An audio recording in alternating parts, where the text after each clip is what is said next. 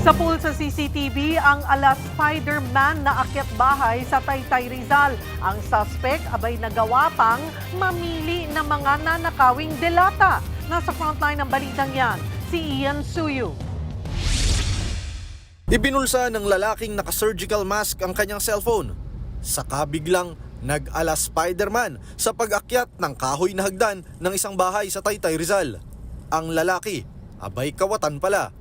Bago ang mala superhero niyang galawan, una na siyang nagmamasid sa loob ng compound.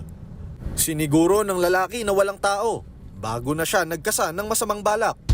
Hindi na nakita sa video pero nakuha ng kawatan ang 15,000 pesos na cash at mga delatang stock sa bahay. Namili pa po, iniwan po niya yung mga local lang na corned beef. Ang kinuha pa po niya ay spam. Yun lang po talaga yung kinuha niya. Tinarget lang talaga niya yun. Hindi rin daw ito natakot kahit may nakapaskil ng warning sign sa mismong bahay. Tingin nila, sa bubong na rin umexit ang lalaki. Hindi po talaga sa familiar eh. Kasi kung taga dito lang po, makikilala din po namin sa agad. Nai-report na sa kapulisan ng pagnanakaw habang patuloy na inaalam ang pagkakakilanlan ng kawatan at kung residente ba ito sa lugar. Nagbabalita mula sa frontline, Ian Suyu, News 5.